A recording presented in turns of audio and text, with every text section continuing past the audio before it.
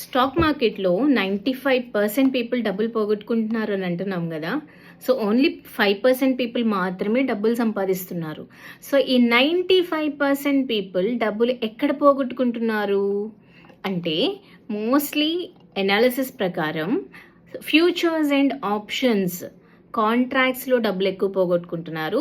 ఇప్పుడు దానిలో one of the reason ఏంటి అనేది, అంటే ఎందుకు పోతున్నాయి అనేది నేను వన్ ఆఫ్ ది రీజన్ చూపిస్తాను. ఓకే, ఓన్లీ దీనివల్లనే పోతున్నాయని నేను చెప్పను.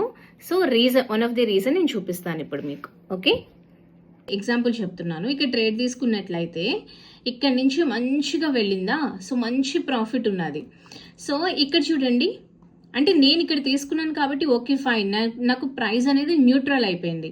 కానీ ఇక్కడ ఇది బాగా పరుగులు తీస్తుంది కదా అని ఫోమోతో మనం ఈ పాయింట్లో ఎంట్రీ తీసుకొని ఉంటే, సో అక్కడ నేను గ్యాప్ డౌన్ ఓపెన్ అయిందని చూపించాను కదా.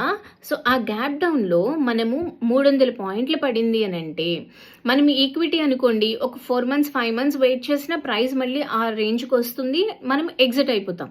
ఓకే, మన కాస్ట్లో అట్లీస్ట్ ఎగ్జిట్ అయ్యే ఛాన్స్ ఈక్విటీలో ఉంటుంది. బట్ ఫ్యూచర్స్ అండ్ ఆప్షన్స్ అలా కాదు. ఫ్యూచర్స్ అండ్ ఆప్షన్స్ అంటే కాంట్రాక్ట్స్ అనమాట.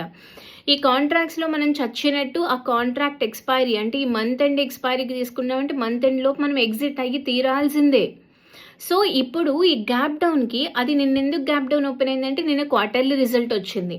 మనం అనుకున్నది కాకుండా ఇంకా తక్కువ ప్రాఫిట్స్లో ఉన్నదనమాట కంపెనీ. సో రిజల్ట్ అనేది బాగాలేదు కాబట్టి 300 పాయింట్స్, అంటే నిన్న ఒక్క రోజే 12% పడింది.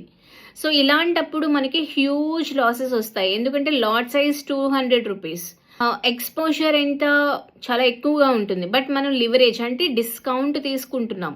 సో 1,20,000 1,50,000కి మనం ఈ కాంట్రాక్ట్ని కొనేయొచ్చు. కానీ దాని ఒరిజినల్ వాల్యూ 6 lakhs 7 lakhs ఉంటుంది.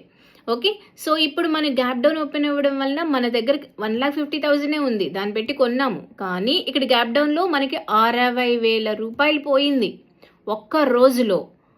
సో దీనివల్ల మనకి నార్మల్ హ్యూమన్, అంటే ట్రైన్డ్ అయ్యి ఉంటే, లేదంటే మార్కెట్లో చాలా ఇయర్స్ నుంచి ఉండుంటే వాళ్ళు సర్వైవ్ అవ్వగలరు. బట్ కొత్తగా వచ్చేవాళ్ళు ఒక డేలోనే మనకి ఇలా పోగొడుతూ ఉంటారనమాట. సో మార్కెట్లో డబ్బులు పోవడానికి వన్ ఆఫ్ ది రీజన్ ఇది. ఇదే రీజన్ అని నేను చెప్పడం లేదు, వన్ ఆఫ్ ది రీజన్. ఇలాంటివి మార్కెట్ ఫ్లక్చువేషన్స్కి మనం కాంట్రాక్ట్స్లో ఉండడం వల్ల హ్యూజ్ లాసెస్ వస్తాయి. సో కాబట్టి కొంచెం కేర్ఫుల్గా ఉండండి. ఫస్ట్ నేర్చుకోవడానికి ట్రై చేయండి. Thank you.